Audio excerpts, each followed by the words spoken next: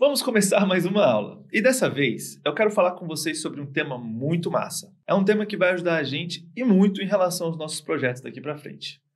E esse tema é como manter os nossos dados, como salvar os nossos dados em relação ao nosso projeto. Esse tema vai ajudar a gente e muito em relação a um problema que nós estamos tendo agora no nosso aplicativo. Então, para explicar com cuidado sobre esse tema, eu dividi essa aula em duas partes. A primeira é o que é persistência interna e como a persistência interna pode nos ajudar no nosso problema. E a segunda é quais são as soluções que o Flutter nos dá em relação à persistência interna. Como é que a gente pode utilizar a persistência interna no Flutter? Vamos lá? Então, antes de eu chegar falando sobre persistência interna, eu quero perguntar para vocês. Vocês sabem qual que é o problema que estamos tendo no nosso aplicativo? Pois é, nosso aplicativo tem um probleminha. As informações não ficam salvas no nosso aplicativo. Pois é, nosso aplicativo tem várias informações, como level, maestria e novas tarefas. Só que o que acontece se a gente fechar o nosso aplicativo e abrir de novo? Você acha que essas informações vão ficar salvas? Infelizmente, elas não estão ficando salvas. Essas informações são perdidas. E isso acontece porque elas não são salvas no nosso dispositivo. Mas, Caco, peraí. A gente não tinha feito lá no nosso projeto um inherited widget que salvava as informações, os estados das nossas variáveis para a gente não perder essas informações? Pois é, só que essas informações salvas no estado com o inherited widget só ficam salvos no nosso projeto. Então, se a gente fechar o nosso projeto, essas informações se perdem. A gente perde tudo. Ele reseta, volta para o zero. E isso não vai ser legal, porque eventualmente a gente precisa fechar nosso aplicativo, né? Se você precisar fechar ele e usar só amanhã, você vai perder tudo, isso não é legal. Então, como a gente pode resolver esse problema?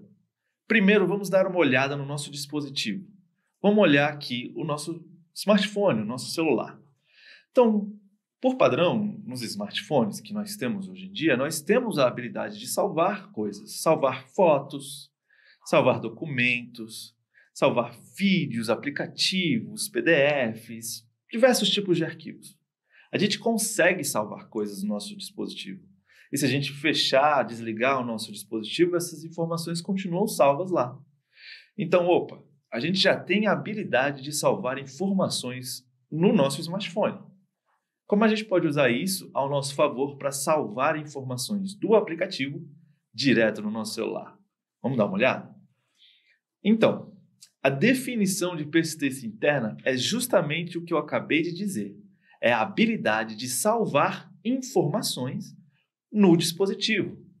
E não só salvar, como também recuperar as informações e mandar de volta para o nosso projeto. Então, imagina, nós temos lá os nossos níveis, nossas maestrias, nossas tarefas, e elas ficam salvas num arquivo dentro do nosso dispositivo. E caso nós fecharmos o nosso aplicativo, essas informações não vão ser perdidas, porque quando abrirmos novamente o nosso aplicativo, ele vai buscar por esses arquivos salvos no dispositivo, ler eles e atualizar as nossas tarefas que salvamos da última vez. Então, a definição de persistência interna é salvar os dados no dispositivo, para que a gente possa fechar o nosso projeto e abrir mais tarde, se precisarmos. Bacana, né? Mas e aí?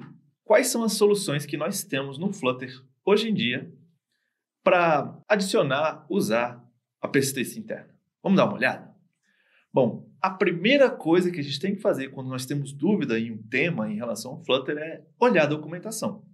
Normalmente a documentação sempre fala alguma coisa em relação a vários tipos de tema. E quando nós falamos sobre persistência interna, a documentação também fala sobre vários tipos de pacotes de persistência, como o SKFlite, o Shared Preferences. Existem outros pacotes também, como o Hive, enfim, muitos outros. E a própria documentação já nos dá alguns tutoriais em relação a como aplicar e quais são os melhores pacotes de persistência a serem usados. Lembrando que pacotes são bibliotecas da comunidade. Então, eu vou dar uma olhadinha rápida na nossa documentação para que a gente possa ver quais são as soluções que a própria documentação fala para a gente. Aqui estamos nós na nossa documentação. Para quem não lembra como acessar a documentação, estamos no site docs.flutter.dev/cookbook/persistence, nesse caso aqui agora. nós estamos na persistência. Eu vou deixar o link disponível na próxima atividade aqui para vocês. Tá bom?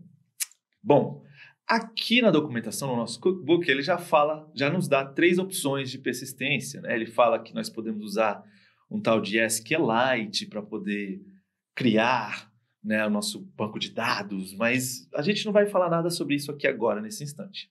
Ele também dá outra alternativa, que é ler e escrever arquivos diretamente no nosso dispositivo, para a gente poder ficar salvando essas informações. E nós podemos também usar um pacote diferente para salvar pequenos dados, né, no nosso dispositivo e acessar depois. Então já dá para ver que a própria documentação ela já disponibiliza para a gente algumas soluções e essas soluções envolvem alguns pacotes. Mas calma lá, eu acabei de falar pacotes. O que são pacotes? É exatamente isso que eu quero explicar com vocês, com carinho e com cuidado, no próximo vídeo.